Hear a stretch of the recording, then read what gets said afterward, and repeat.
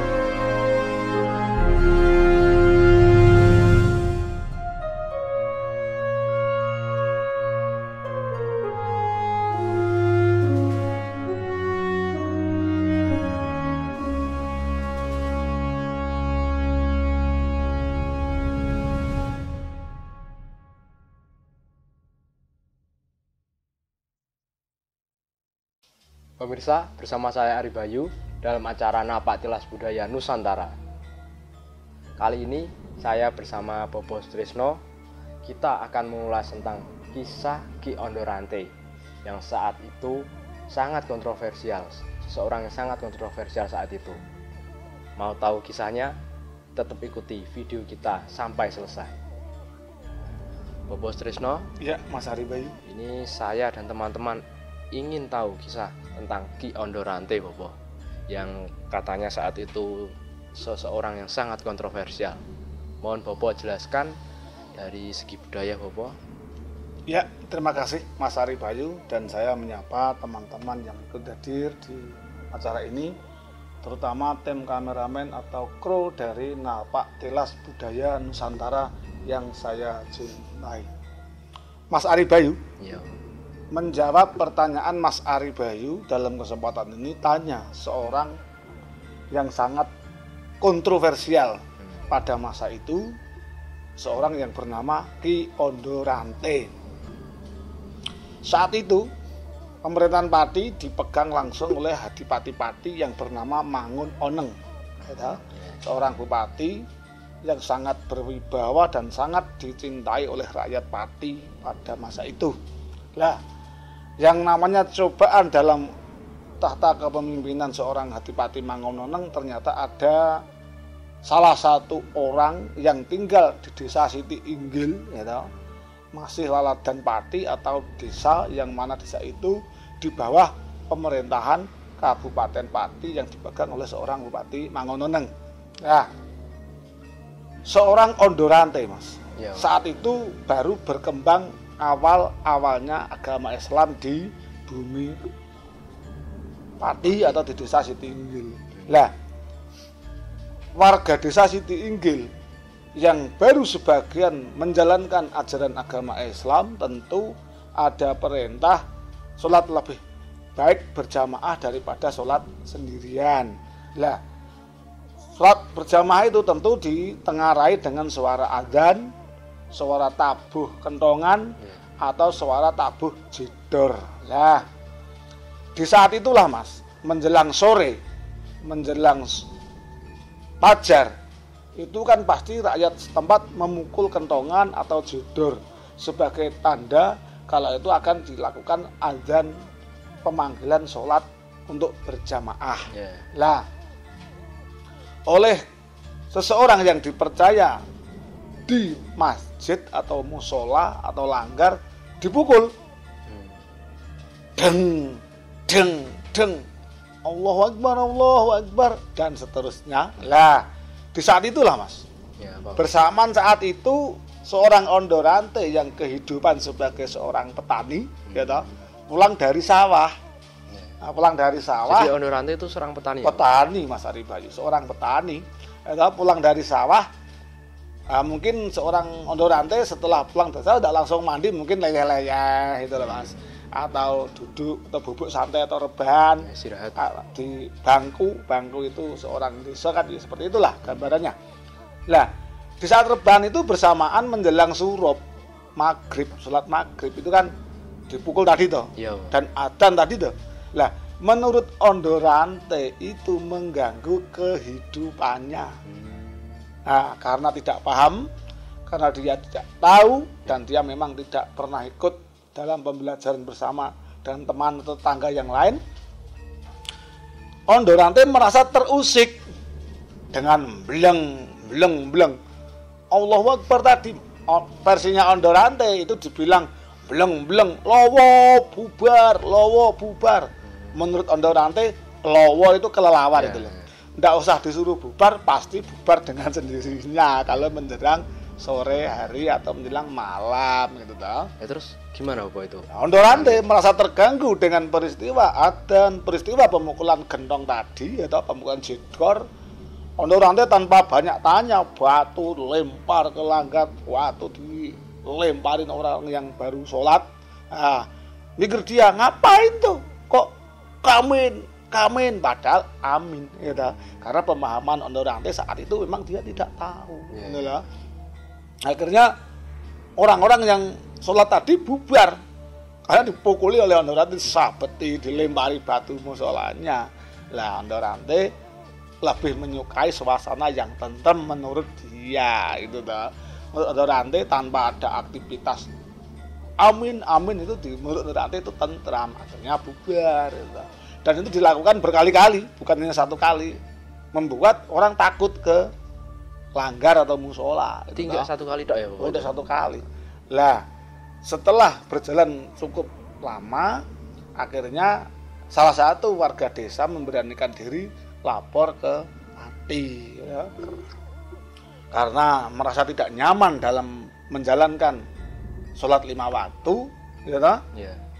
Karena mengingat gangguan dari Ondorante, sedangkan Ondorante sendiri merasa tidak mengganggu, justru dia yang merasa diganggu. Ya, akhirnya setelah itu sampai ke telinga beliau Bupati Pati Mangunoneng, mengutuslah seorang Temenggung Sombo Pradan, diutus untuk Nak Yenke. Nak Yenke itu apa Bu? Nak Yenke itu bahasa sekarang memperjelas apakah itu benar atau salah. Ya.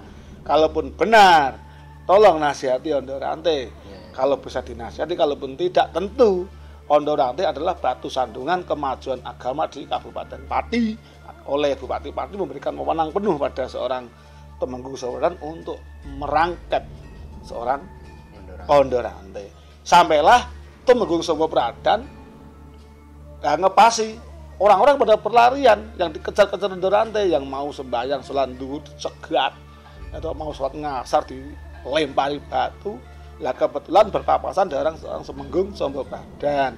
Lah saat mengejar itu Mas, mengejar orang-orang itu, Ondorante ketemu sama Temenggung Sombo Pradan, dinasehati atas perintah Kanjeng Adipati Pati. Nah, terus Ondorantenya gimana Bapak itu? Dinasehati Mas, dinasehati oleh Temenggung Sombo Pradan, namun tidak membuahkan hasil. Nah, malah keterangan yang diberikan seorang Temenggung Sombo Pradan terhadap Ondorante, padahal tolonglah jangan mengganggu ketentraman di Kadipaten Pati. Loh, saya tidak ganggu. Justru saya yang terganggu kan, Jen. Saya terganggu oleh perbuatan tetangga saya. Sudah sampai ngurusi Pati sana. Sini urusan saya. Nah, loh, itu kalau gitu kamu yang rusak pemerintahan. Loh, yang rusak siapa? Saya tidak ngerusak kok. Sudahlah, sampai malah seorang Temenggung mungkin bodoh loh, malah dikatain bodoh sama Temenggung. Akhirnya berhubung tidak bisa dinasihati, terjadilah perselisihan atau perkelahian. Oleh perkelahian itu ternyata seorang Temenggung Sombo Pradan tidak mampu menandingi kesaktian seorang Ondorante. Bahkan Temenggung itu lari pulang ke Pati, tempat yang mana sering dipakai Ondorante untuk perkelahian prajurit-prajurit dari Pati. Tadi kan banyak darah yang tercecer Mas. Nah, tempat yang digunakan untuk perkelahian tadi, yang banyak darah tadi, oleh Ondorante diberi nama Parenggan. Parenggan. Nah, tempat itu gunakan tadi. Lalu pulanglah seorang Tumenggung dan melaporkan peristiwa ini ke Adipati Mangunungan. Mendengar laporan seorang Tumenggung, marah itu Bupati-Pati dan menghendaki Kanjeng Dipati-Pati langsung datang ke Desa Sitinggil dan menemui Ondorante. Ketemulah Ondorante dan Adipati-Pati. Oleh Adipati-Pati dengan santai, Mas. Mungkin jiwa seorang bupati, bagaimanapun Ondorante adalah rakyatnya, gitu. Dinasihati dengan baik-baik. Nah, saya pesan ya Ondorante, janganlah kamu mengganggu orang yang sedang sembahyang, sedang menyembah. Gitu. Loh, Ondorante tanya, loh, maaf Kanjeng, yang disembah kan sampean? Loh, kok saya yang disembah? Disembah itu kalau saya kan dalam pemerintahan. Kalau saat itu kan nyembah gini Pak. Yeah. Nah, itu dari versi Ondorante. Tanya, yang dikira yang disembah itu ya Bupati-Pati. Bupati-Pati menjelaskan yang dimaksud sembahan adalah Tuhan yang menciptakan alam semesta, termasuk gunung, laut, nah, termasuk saya dan kamu. Lah Ondorante tanya, loh kalau saya dikuasani atau dibuat, loh saya kok tidak dibilangin, jengkel tak? Kok minta dibilangin yang bagaimana? Ondorante dulu, ngeyel toh. Akhirnya Bupati-Pati memberikan nasihat. Sudah ya Ondorante, silakan kamu tidak percaya dengan keyakinan agama yang dirasuk oleh warga Sitinggil, tapi tolong kamu jangan mengganggu rakyat atau orang lain yang lagi sembahyang. Terus Ondorantenya gimana, Pak? Manut, Mas. Baik Kanjeng, saya akan manut sama Kanjeng. Ya. Tapi saya juga minta tolong sama Kanjeng. Apa? Boleh. Kamu meminta apa saya bantu? Ya, apa? Saya minta tolong Kanjeng, karena Kanjeng adalah seorang pimpinan saya, bupati di Kadipaten Pati, tolong ingatkan itu tetangga saya yang lagi gila, yang lagi siang-siang pakai kerudung, tolong dinasihati. Itu gila itu. Tolong Kanjeng Adipati bubarkan. Kalau Kanjeng Adipati membubarkan orang-orang yang gila itu, saya juga akan menghentikan. Saya membalangi orang-orang itu. Bupati malah dimintai tolong untuk bubarke itu, masalah lucu deh itu. Yeah. Lah akhirnya Bupati tersinggung. Dipukullah Ondorante, tempelenglah Ondorante. Dipukul, tempeleng. Karena seorang Bupati-Pati merasa tidak bisa nasihati ing atase hanya seorang Ondorante. Lah Ondorante tanya, "Maaf Kanjeng, sampean kok malah ndak bisa saya hargai? Wong saya ditempeleng ngrasake sakit. Kalau gitu saya mau berani sama sampean, ya matur sih. Saya mau lawan sampean. Loh, kamu hebat, berdiri kamu. Lawan saya." Kalau nantang kalau saya yang nantang, Bupati-Pati kan jengkel. Suruh Ondorante kalau memang berani berdiri. Nah, Ondorante berdiri dan dia sedikit gemetaran karena yang dihadapi orang bupati dan dia memilih membela diri. Nah, akhirnya oleh Bupati-Pati melihat Ondorante berdiri walaupun gemetar, itu dianggap sudah tidak bisa ditolerir lagi atau tidak bisa dieman istilahnya. Akhirnya Ondorante dicabutkan keris oleh Adipati Mangunungan dan ditancapkan ke Ondorante.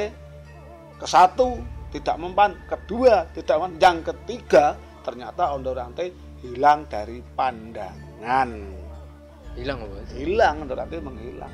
Lah, dari Bupati-Pati menganggap bahwa ini belum selesai. Dia merasa tidak bisa memberikan perlindungan pada rakyatnya. Akhirnya Bupati-Pati Mangunungan berencana melaporkan peristiwa ini ke Kasultanan Mataram, tepatnya menghadap Sultan Agung Hanyokrokusumo di Mataram. Lah, setelah itu bersamaan pesantren Tuban, ya, seorang ustadz dari Tuban. Itu siapa, Bu? Berencana apa? Ustadznya siapa, Bu? Ustadz dari Tuban itu bernama Ustadz Makdum Al-Atas. Dari Tuban, mempunyai pondok pesantren di Tuban. Mengingat Tuban sudah ngeremboko Islam di Tuban, berencana ke Jawa Tengah untuk syiar. Lah, mengenai tempat belum tahu. Akhirnya berangkatlah seorang Ustadz Makdum Al-Atas ke Jawa Tengah. Ya sebentar Bopo, ini diminum dulu kopinya sebelumnya melanjutkan kisah-kisahnya. Iya, terima kasih Mas Ari banyak. Pemirsa ingin tahu kisah selanjutnya ya, kita minum kopi dulu. Silakan Bopo. Oke, terima kasih.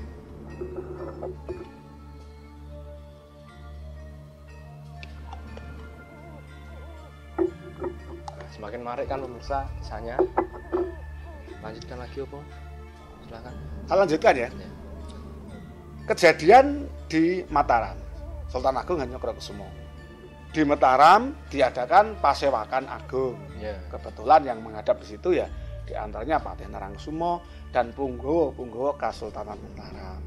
Ya, di saat itu datanglah seorang Makdum Al-Atas.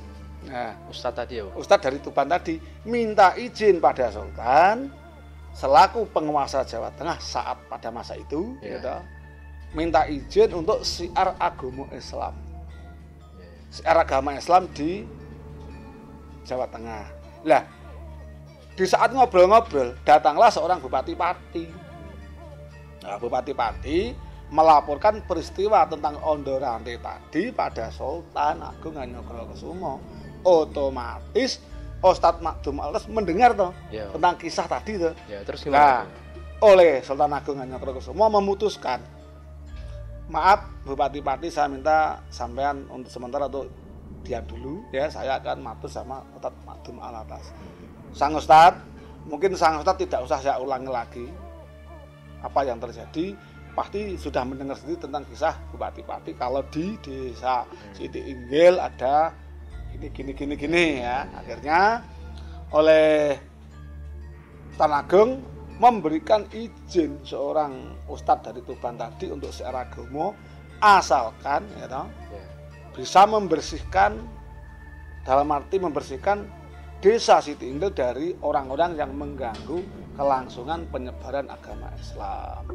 Oleh Sultan Agung Hanyokrokusumo minta untuk mengantarkan Makdum Al-Atas memberikan wilayah di desa Siti Inggil yang mana Ondorante tinggal untuk diberikan pondok untuk syiar agama Islam oleh Bupati Pati, dan pulanglah ke Pati dan Makdum Al-Atas diberikan wenang penuh oleh Bupati Pati syiar di desa Siti Inggil yang mana tempat tinggalnya seorang Ondorante. Di saat di desa Siti Inggil, Mas, Ya. ternyata Ondorante benar-benar tidak menyukai kedatangan seorang Makdum Al-Atas. Berarti tahu ya Bopo, Ondorante itu kalau ada Makdum Al-Atas datang gitu. Dengan berjalannya waktu tuh, Mas. Ya. Nah, akhirnya syiar agama di situ oleh Ondorante tetap dibalangi, dilempari batu. Akhirnya ketemulah seorang Makdum Al-Atas dengan Ondorante rembuk bareng.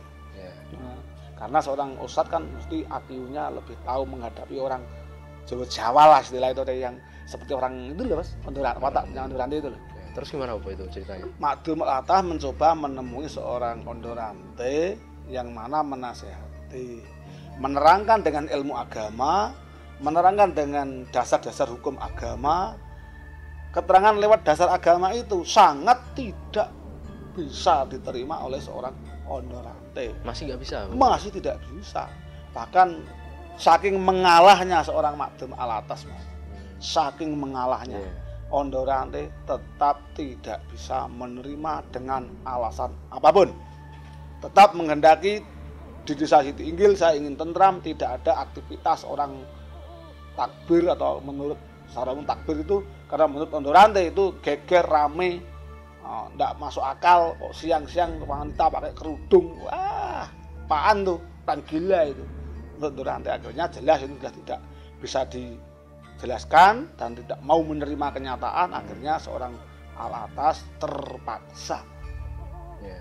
menyingkirkan Ondorante dengan caranya yaitu berdoa agar seorang Ondorante itu segera bisa meninggalkan desa Siti Inggil.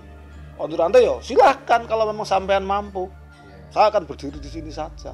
Masih ngeyel loh itu. Masih ngeyel. Akhirnya seorang Makdum Al-Atas minta dengan kekuatan Allah Subhanahu wa taala, berdoalah beliau dan Ondorante terlempar jauh. Entah sampai mana seorang makdum alatas tidak tahu sampai kemana jatuhnya ondor rantai itu tidak tahu. Ya akhirnya seorang makdum alatas sadar kalau saya telah memperbantahkan agama di hadapan orang banyak. Lah hal semacam ini sebetulnya dilarang. Ya kalau orang itu bisa menerima, kalaupun tidak malah jadi cacatan. Loh, agama kok dipakai bantah di tempat umum, gitu kan? Ondor rantai kabur entah kemana tidak tahu. Akhirnya dari Al-Atas meminta untuk sholat yang menyendiri gitu loh Mas. Oleh murid-muridnya dibilangin, sudah ya, Linding Besi itu nama muridnya, kamu nanti berjaga-jaga dan lanjutkan mengaji. Dan si Ahmad disuruh dinasihati, kalau nanti saya ternyata harus mati di Siti Inggil, tolonglah anak-anak yang ada di Tuban kamu yang urus. Seakan-akan merasa berdosa seorang makdum Al-Atas itu. Akhirnya dia tuh bersemedi, atau dalam bahasa nasional kan bersemedi, kalau dalam bahasa Islam mungkin dia itu makan sholat hajat. Setelah makdum Al-Atas sholat hajat, Mas, ternyata Ondor itu balik lagi mengendap Mas, mengendap datang ke tempat di mana seorang makdum Al-Atas melakukan sholat hajat tadi. Dia menggunakan kemampuannya yang mempunyai aji sirap. Tahu nggak aji sirap? Nggak tahu apa itu. Aji sirap itu kalau digunakan ke Mas Bayu bisa langsung ngantuk dan tidur. Itu aji sirap, namanya Dirgonondo. Itu ilmunya, berarti ilmunya Ondor rantai. Hampir orang Jawa masih ada yang punya. Itu namanya sirap. Karena seorang Jawa itu identik dengan ilmu-ilmu macam itu ya. Ondor rantai akhirnya menggunakan ilmu itu, dan Ondor rantai masuk ke ruangan tempat pasujudan atau tempat sholat hajatnya seorang makdum Al-Atas. Setelah dia sampai di belakang seorang makdum Al-Atas, dicelabut kerisnya. Celabut kerisnya. Kebetulan keris itu namanya watu genuk. Keris watu genuk. Pemberian dari mertuanya katanya. Mau ditancapkan ke makdum Al-Atas, dia ingat, wah, tidak satria saya bunuh orang yang lagi tidur. Tahunya dia kan tidur, tidak tahu itu lagi sholat, tidak tahu dia. Ondor rantai ini wong lanang tenang, gak mungkin aku bunuh orang yang sudah tidur. Bangun, tancap gitu. Oleh Ondor rantai dengan memegang keris di belakang tangan, dibangunkan pakai tangan kiri. Ternyata Mas, makdum Al-Atas mati. Mati dengan sendirinya. Gak diapa-apain, mati itu. Ondor rantai merasa, loh, kok sudah mati perang ini? Kalau gini bukan orang sembarangan, ini setan, ini demit. Larilah seorang Ondor rantai. Nah, akhirnya kematian makdum Al-Atas itu dilaporkan ke Adipati Mangunkuning. Datanglah ke tempat di mana meninggalnya seorang makdum Al-Atas. Oleh seorang makdum Al-Atas, tempat itu diberi nama atau Desa Makdum. Ya. Nah, akhirnya pusing seorang bupati ternyata semakin rumit urusan di Desa Siti Inggil, dan laporlah ke Kasultanan Mataram. Nah, gimana kisah selanjutnya itu, Pak? Makin menarik ini, Pak. Setelah sampai Mataram, menghadap Sultan Agung Hanyakurakusumo, belum begitu lama ngobrol, datanglah Syekh Jangkung bersama istri dari adik Sultan Agung yang bernama Retno Jinoli, yang mana dalam saat itu hajatnya adalah kangen atau tilik besok. Sebentar, Pak. Itu tadi Syekh siapa, Pak? Syekh Jangkung. Syekh Jangkung itu siapa ya, Pak? Ya Saridin. Saridin. Tokoh dari Pati, yang mana sekarang itu masih ada makamnya lengkap full ziarah religi di Desa Kayen, Kabupaten Pati. Lanjut cerita, Mas. Hari setelah Syekh Jangkung berada di Mataram, tahu kalau Bupati Pati di situ. Ngobrol-ngobrol. Loh, kok kanjengnya ada di sini? Loh, Kang Saridin. Loh. Setelah bertatap muka, hati Pati kagetnya gini, Mas. Loh, saya kok enggak lapor sama Kang Saridin? Kok saya gimana? Kok saya lupa sama sekali? Akhirnya Pati menyesal kenapa saya enggak ngadu sama Kang Syekh Jangkung yang jelas-jelas orang Pati gitu loh. Akhirnya oleh Sultan Agung Hanyakrosumo minta dengan sangat Syekh Jangkung dimintai untuk membantu seorang bupati-pati menenteramkan desa Siti Inggil, membersihkan desa Siti Inggil dari gangguan seorang Ondo Rante tadi. Lah setelah disanggupi, Saridin pulang ke Pati dan bupati-pati ke Kadipaten. Saridin ternyata minta izin untuk menemui Ondo Rante seorang diri. Setelah ketemu Mas, ternyata ini dulu teman mainnya Mas. Nah, Ondo Rante ini teman main seorang Syekh Jangkung atau Saridin kecil. Nah, teman main ya. Teman mainnya.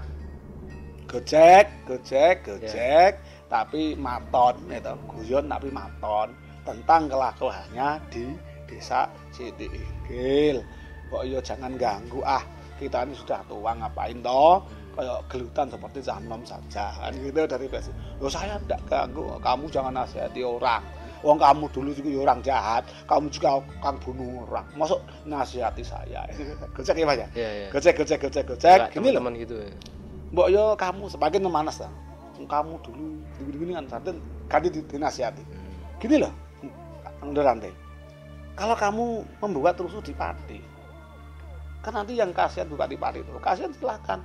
Kalau bupati kasihan saya, Ondo Rante. Ya harus dihentikan itu orang yang tidak jelas laup itu, orang yang bubar hentikan. Kalau bupati-pati kasihan saya rakyatnya. Loh kok ngeyel lagi dah. Ngeyel lagi. Kayak gini aja.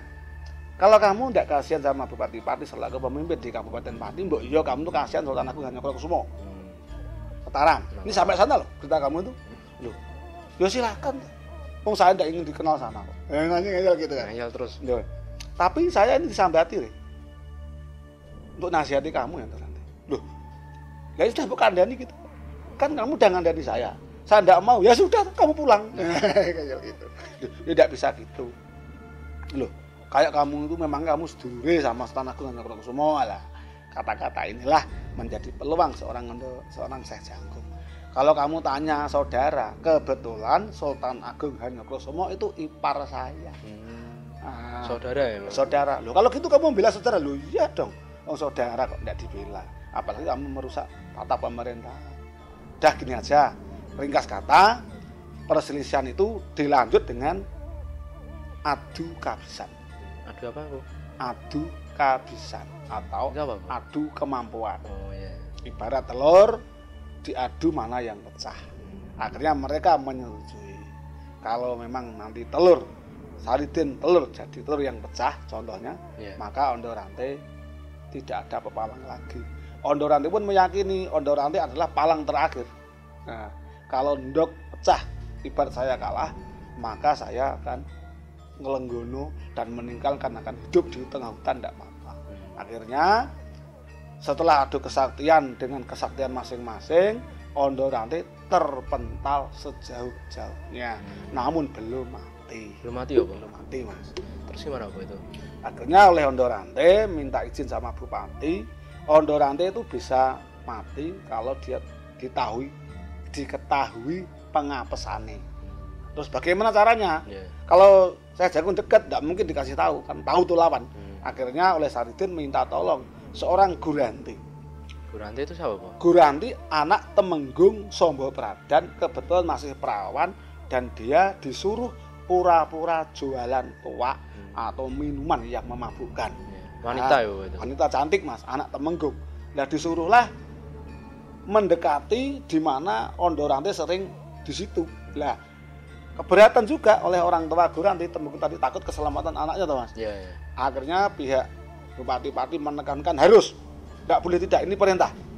Akhirnya Temenggung memberikan anaknya dan Saridin atau Syekh Jangkung menjamin tentang keselamatan anaknya. Ya si Guranti tadi.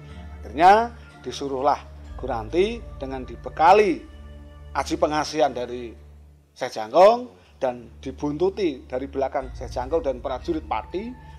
Ketemulah dengan Ondo Rante, dikasihlah minum, sambil dipijiti dan tanya apa toh pengapesannya. Berhubung seorang Ondo Rante mabuk berat, dia mengakui saya tidak bisa mati, saya tidak bisa kalah. Saya bisa mati kalau saya ini kaki saya diikat rantai dari emas kanan dan kiri, itu pun harus ditarik gajah kembar. Kedua gajah tadi kan. Nah, Akhirnya berita ini merapatlah seorang Saridin dan prajurit Pati mendengar kisah Ondorante yang keluar dari mulut Ondorante sendiri. Akhirnya diringkuslah Ondorante dan oleh Ondorante meminjam gajah sak kembaran. Jadi kebetulan Sultan Agung mempunyai gajah 2 kembar gitu. Dibawa, didatangkan dari Mataram sesuai omongan Ondorante, dikasih rantai kaki kanan dan kiri, dan gajah diikatkan ke kaki gajah dan dipukul gajah itu, yang satu lari ke utara, yang satu lari ke selatan. Jadi tarik ya gitu. Tarik gajah dan tubuh Ondorante terbelah menjadi 2. Terus gimana? Itu mati apa? Mati. Nah, setelah terbelah jadi 2 oleh Syekh Jangkung memberikan pandangan kalau tubuh yang terpisah itu tidak boleh dikubur jadi satu. Yang satu di seberang sungai, yang satu di seberang sungai terhalang sungai. Oh, berarti sendiri-sendirikan itulah kisah Ondorante. Kurang lebihnya saya mohon maaf apabila ada kekurangan ataupun kesalahpahaman nama, tempat, penokohan, tentu saya anggap mohon untuk tidak dipermasalahkan karena ini sifat berbagi cerita saja dari sisi budaya. Kalaupun ada versi lain menganggap saya salah yang saya sampaikan ke Mas Ari Bayu dan teman-teman Napak Tilas Budaya Nusantara, tentu saya minta maaf pada orang yang mempunyai versi itu sendiri. Kalaupun Anda mempunyai versi yang lain, saya yakin versi orang lain itu belum tentu salah.